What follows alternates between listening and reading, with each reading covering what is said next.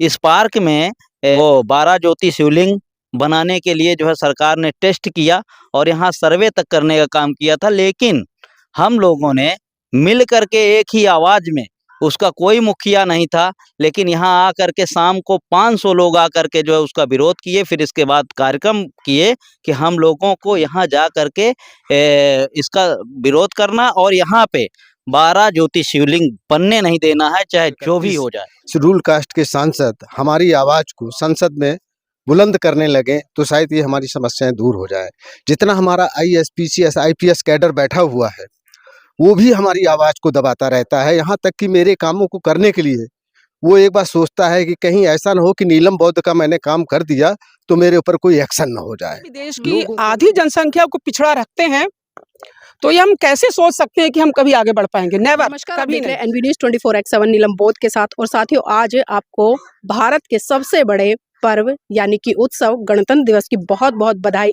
और आज हूँ मैं उत्तर प्रदेश की धरती कानपुर में, और अभी मैं जहाँ पर मौजूद हूँ वो है गौतम बुद्ध पार्क, जो कि बहन कुमारी मायावती जी के द्वारा बनाया गया था और 1997 में इसका उद्घाटन किया गया था। और देखिए कितना खूबसूरत ये पार्क है। और आप जैसे ही पार्क के अंदर आएंगे आपको भगवान बुद्ध की धम्पत की बहुत सारी गाथाएं यहाँ पर लिखी मिल जाएंगी कि निंदा न करना, घात न करना, प्रति मोक्ष में संयम रखना, भोजन में मात्रा जानना, एकांत वारा चित्त का योग में लगाना, यह बुद्धों की शिक्षा है।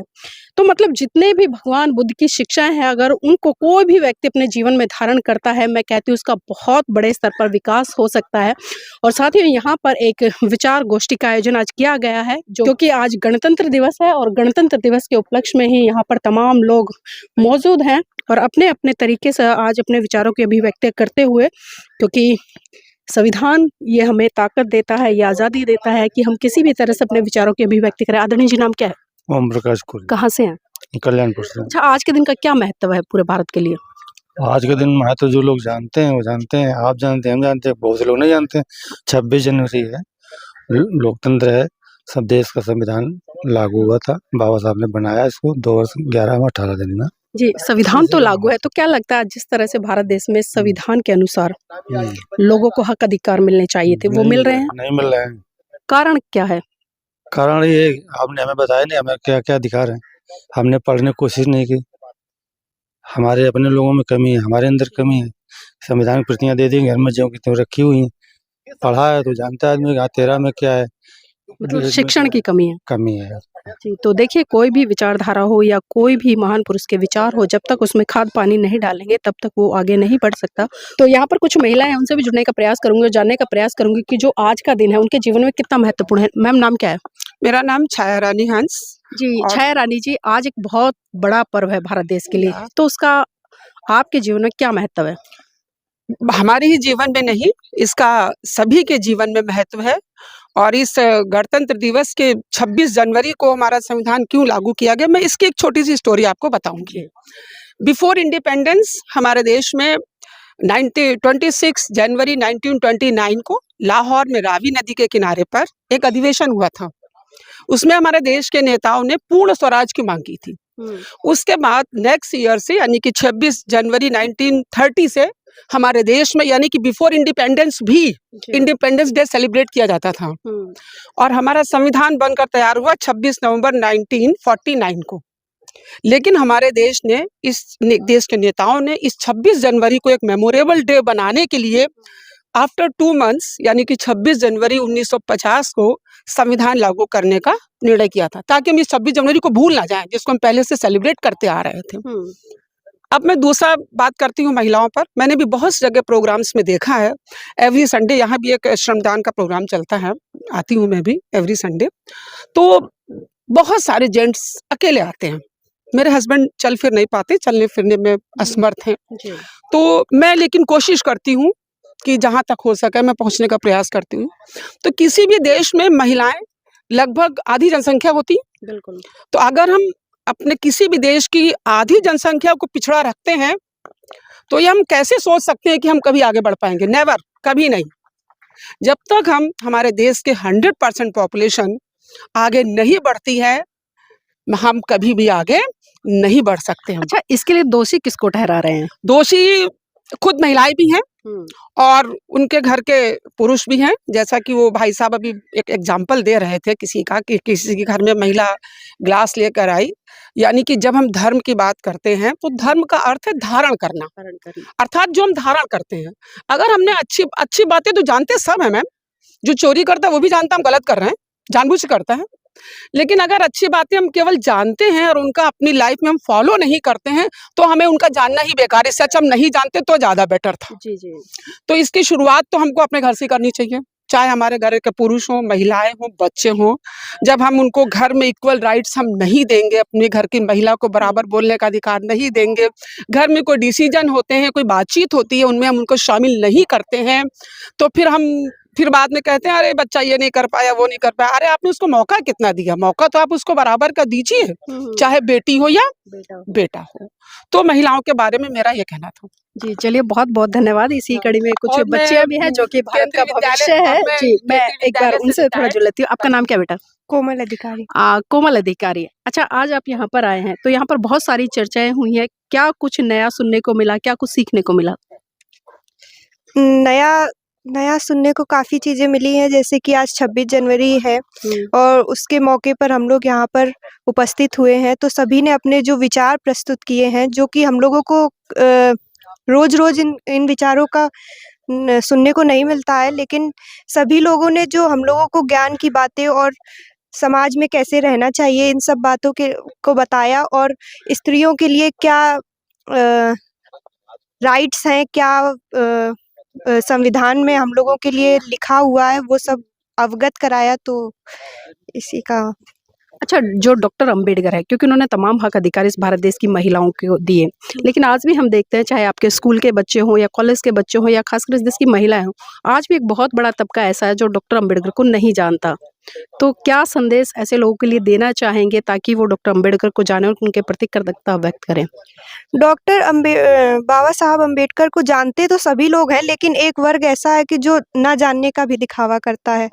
तो उनके लिए मैं यही कहूँगी कि सिर्फ लोग सोचते हैं कि सिर्फ एक वर्ग को उन्होंने मतलब दिया हुआ है, जो भी दिया है, लेकिन ऐसा नहीं है। उन्होंने सबके लिए सब सारे राइट्स और सब कुछ बनाया है। डॉक्टर अंबेडकर तो राष्ट्र निर्माता थे ना, क्योंकि पूरे हाँ। भारत देश के लिए किया है और बहुत सारी उन्होंने नई-नई टेक्नोलॉजी भी दी है। अगर हम आज रिजर्व बैंक की बात करें तो वो भी बाबा साहब की ही देन है। बहुत सारी चीज़ें ऐसी भारत में, लेकिन फिर भी जाति के आधार पर लोग उन्हें बहुत लोग छोटा उनको कर देते हैं, उनके कद को छोटा कर देते हैं। जबकि हम देखते हैं कि विश्व में जो अमेरिका है और उसके पूर्व राष्ट्रपति रहे बराक ओबामा, उन्होंने तो ये कहा कि अगर डॉक्टर अंबेडकर हमारे देश में पैदा होते तो हम उन्हें दुनिया का सूरज कहते। एक तरफ तो उन्हें सूरज कहा जा रहा है, लेकिन उनके अपने ही देश में उनको दिखाते हैं कि वो मतलब जब दूसरे देश में जाते हैं तो बड़ा गर्व महसूस करते हैं कि हमारे देश में बाबा साहब ने जन्म लिया, लेकिन जब वो अपने ही देश में आते हैं तो फिर वो उसको एक सिर्फ जाति के या एक सिर्फ कैटेगरी में कर देते हैं कि सिर्फ उनके लिए किया जो भी किया, या फिर आरक्षण के नाम पे उनको बोलते हैं, या फिर जो इन सब चीज़ों से उनको दिखाते हैं। मतलब ये गलत है। ये गलत चीज़ें हैं। जी, चलिए ठीक है, बहुत अच्छी बात है। बेटा आ जाओ, कहाँ भाग रहे हो? अरे पढ़े लिखे बच्चे हो, कहाँ भाग रहे हो? नाम बताइए। My name is Atisha.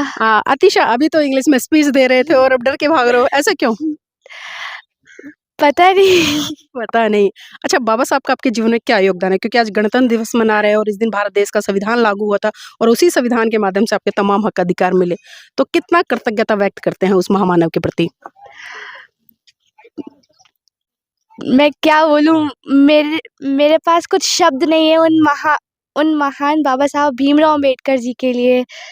उन्होंने हम लोगों के लिए इतना योगदान किया। उन्होंने अपने बच्चे को मतलब अपने बच्चे को खो दिया और उन्होंने कहा कि हम सब और भी हमारे बच्चे हैं जिनकी हम लोग मतलब उनके लिए भी हमें कुछ करना चाहिए। तो उन्होंने अपने 4 बच्चों को मरता हुआ छोड़ दिया और हम सब बच्चों के लिए इतना बहुत कुछ किया। हम लोगों को पढ़ने का अधिकार दिलाया, हम लोगों को ऊंच नीच को बराबर करना और उन्होंने बहुत कुछ किया।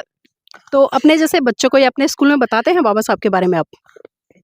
जी, मैं बताती हूँ, पर कोई सुनने के लिए होता ही नहीं। अच्छा, ये बताइए, जो आपका स्कूल है उसमें कास्टिज्म है, जातिवाद होता है स्कूल में? जी नहीं। नहीं होता। नहीं। आस पड़ोस में कहीं? आस पड़ोस हाँ, ऐसे कुछ लोग होते हैं जिनकी मेंटालिटी अभी भी वैसी ही है। तो लगता नहीं इस मेंटालिटी को बदलने के लिए लोगों को आगे आना चाहिए, काम करना चाहिए, और आप जैसे पढ़े लिखे बच्चे जब इक्वलिटी को समझेंगे तो ये चीज़ें खत्म होंगी? जी, बिल्कुल ख़त्म होगी। हमें कर ये बहुत-बहुत धन्यवाद हमारे साथ जुड़ने के लिए। तो यहाँ पर कुछ 1-2 लोग हो रहे हैं, उनसे भी मैं थोड़ा-सा आज का कार्यक्रम है उसके बारे में जान लेती हूँ। सर नाम क्या है? जय भीम, अमरपाल जय भीम नमोबुद्धाय। अच्छा अमरपाल गौतम जी, आज गणतंत्र दिवस यहाँ पर सेलिब्रेट किया जा रहा है लेकिन हम देख रहे हैं कि जिस तरह से भारत देश का संविधान जी। लिखा गया, उसमें तमाम जो हक अधिकार लोगों को दिए गए, आज लोगों ने वो हक अधिकार तो ले लिए, लेकिन जो उस संविधान के प्रति उनके कर्तव्य होने चाहिए थे, उनसे वो कोसों दूर भाग गए। तो क्या लगता है ये बेईमानी नहीं है? ये 101% मैडम बेईमानी है। इन्हीं सब चीज़ों को देखते हुए तो बाबा साहब ने कहा था कि हमारे पढ़े लिखे लोगों ने हमें धोखा दिया है, हुँ, और वो इस चीज़ को लेकर के कई बार रोए भी हैं कि जो हमारा पढ़ा लिखा प्रबुद्ध समाज है, अगर हमारे आज 131 शेड्यूल कास्ट के सांसद हमारी आवाज़ को संसद में बुलंद करने लगे तो शायद ये हमारी समस्याएं दूर हो जाए। जितना हमारा ISPCS IPS कैडर बैठा हुआ है, वो भी हमारी आवाज़ को दबाता रहता है, यहाँ तक कि मेरे कामों को करने के लिए वो एक बार सोचता है कि कहीं ऐसा ना हो कि नीलम बौद्ध का मैंने काम कर दिया तो मेरे ऊपर कोई एक्शन ना हो जाए। लोगों के अंदर डर है, आज भी मतलब वो घबराए हुए रहते हैं, जबकि बाबा साहब ने इतना सब कुछ उनको प्रदान किया है, बावजूद इसके वो अपने हक और अधिकार को नज़रअंदाज करते हुए अपनी नौकरी को किसी तरह से चला रहे हैं। जी। अच्छा बाबा साहब ने जब संविधान लिखा उसके बाद में हमने देखा बाबा साहब ने बौद्ध धर्म भी ग्रहण किया, बुद्ध और उनका धम्म भी दिया और एक मानवतावादी धम्म दिया, और उनका फोकस ये रहा क्योंकि देखिए संविधान कुछ समय के लिए तो आपको रिलीफ दे सकता है, जी, जी। लेकिन जो धम्म है वो आपके पूरे जीवन को बदल सकता है। तो क्या लगता है आज जो बुद्ध के सिद्धांत है, बुद्ध की विचारधारा है या बौद्ध धम्म है, उसकी लोगों को कितनी ज़रूरत है? है क्या मैडम, अभी भी हमारे समाज में मैं समझता हूँ 40% महिलाएं गाँव की अशिक्षित हैं, हुँ, जिनके पास ये बुद्ध का धम्म अभी तक नहीं पहुंच पा रहा है। वो हमारे भंते लोगों के या हमारे जो मतलब कहना चाहिए बौद्ध उपासक लोग हैं, वो उन तक पहुंचा नहीं पाते हैं। और कहा गया है कि जिस घर की महिला पढ़ी लिखी समझदार होती है, उस घर में ही धम्म का प्रचार प्रसार होता है और धम्म आगे बढ़ता है। अगर एक महिला पढ़ी लिखी है तो अपने ससुराल और मायके पक्ष दोनों को बुद्धमय कर सकती है और अपने बच्चों को आडंबर और अंधविश्वास से बाहर निकाल सकती है। अच्छा वकील साहब ने आज बहुत सारी बातें कही हैं। उन्होंने कहा कि जो धम्म है वो धारण करने का है, खाली प्रतीकों का नहीं कि हमने झंडा लगा दिया और अन्य लोगों की तस्वीरें बाहर निकालकर भगवान बुद्ध या बाबा साहब की तस्वीर रख ली, उनकी जय जयकार कर ली। तो क्या लगता है जब तक व्यवहारिक तौर पर हम धम्म को धारण नहीं करेंगे तो जो बुद्धिज्म है वो सही तरीके से पनप पाएगा, फल फूल पाएगा, उसका प्रचार हो पाएगा? नहीं, वकील साहब ने बिल्कुल सत्य कहा है कि धम्म एक धारण करने की वस्तु है, दिखावटीपन इसमें नहीं होना चाहिए। हमने पंचशील का गमछा ओढ़ लिया और आगे कहीं आगे कोई मिला, किसी कोई हमसे गलती हुई या उस मेरी बाइक उससे टकरा गई, हम उसको सीधे जो है गाली गलौज के सुर उतारू गए, ये चीज़ हमारे अंदर नहीं आना चाहिए। जब हम धम्म को धारण कर लेंगे, हृदय से उसको आत्मसात कर लेंगे, उस दिन ही हम अपने आप को बौद्ध धम्म के अनुयायी कहेंगे। जी, बहुत-बहुत धन्यवाद सर हमारे साथ जुड़ने के लिए। भाई जी नाम क्या है? शेखर गौतम। शेखर गौतम जी, ये पार्क तो बहुत सुंदर है और यहाँ पर बहुत सारी कोटेशन लिखी है, खासकर धम्मपद की गाथाएँ हैं। तो कितनी बार यहाँ पर आए हैं? हम तो हर एक संडे को यहाँ आते हैं और 2 घंटे 3 घंटे लगभग श्रमदान करते हैं। यहाँ पे काफ़ी सड़कें थी जो दिख नहीं रही थी, झाड़ी झंकाड़ों से जो है बिल्कुल रुधी हुई थी। लगातार हम लोग यहाँ पे साफ सफाई का अभियान कर रहे हैं और यहाँ पे हमारे सरकारी कर्मचारी और रिटायरमेंट सभी लोग आते हैं। हमारे अंबेडकर विकास समिति से भी हैं हम, और अंबेडकर विकास समिति के सभी पदाधिकारी अधिक से अधिक संख्या में यहाँ भाग लेने का काम करते हैं। और अभी तक हम लोगों को यहाँ पे इस पार्क में वो 12 ज्योति शिवलिंग बनाने के लिए जो है सरकार ने टेस्ट किया और यहाँ सर्वे तक करने का काम किया था, लेकिन हम लोगों ने मिल करके एक ही आवाज़ में, उसका कोई मुखिया नहीं था, लेकिन यहाँ आकर के शाम को 500 लोग आकर के जो है उसका विरोध किए। फिर इसके बाद कार्यक्रम किए कि हम लोगों को यहाँ जा करके इसका विरोध करना और यहाँ पे 12 ज्योति शिवलिंग बनने नहीं देना है, चाहे जो भी हो जाए। तो यहाँ तक आ गए थे हमारे लोग कि अगर जाने भी जाएंगी तो कोई परवाह नहीं है, जाएगी, लेकिन जो है हमारे बुद्धा पार्क को, जो हमारी विरासत है, इसे बचाने का काम करेंगे और हम लोगों ने बचाने का काम किया है। जी, भाई जी बहुत अच्छी बात है क्योंकि आंदोलन ही सफलता के लिए किए जाते हैं और अपनी मांगों को पूरी करने के लिए जाते हैं। लेकिन कहीं न कहीं आपको लगता नहीं कि जो धम्म है उसको सीखना भी चाहिए? क्योंकि जब तक धम्म को सीखेंगे नहीं, किसी महान पुरुष की विचारधारा को हम पढ़ेंगे नहीं तब तक कैसे पता चलेगा। और जो मैंने सवाल किया था, यहाँ पर धम्मपद की बहुत सारी गाथाएं लिखी है, तो इनमें से कोई गाथा याद आती है आपको?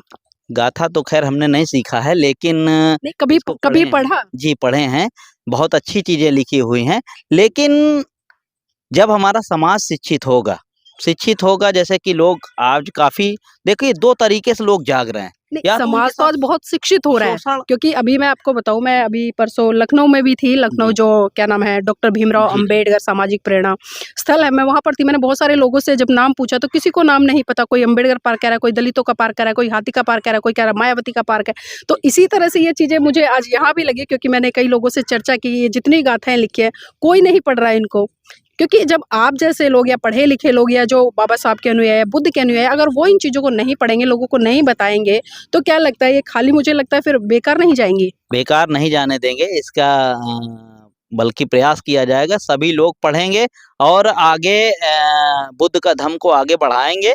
इसमें कोई पीछे नहीं हटेगा। समाज आज काफी जागरूक हो चुका है, और कहीं ना कहीं 2 तरीके से लोग जाग रहे हैं। या तो उनके साथ जुर्म जाति कुछ ना कुछ हो रहा है, इस वजह से जाग रहे हैं, अपने धर्म को पहचान रहे हैं, विचारधारा को पहचान रहे हैं, या तो फिर क्या कहते हैं, पहले से सुधरे हुए हैं, या तो फिर वो पाखंड की तरफ आप भी आज भी हैं और सुधरने का नाम नहीं ले रहे। चलिए अभी मेरे यहाँ एक घर में 2 विचारधाराएं सिर्फ लड़ रही हैं।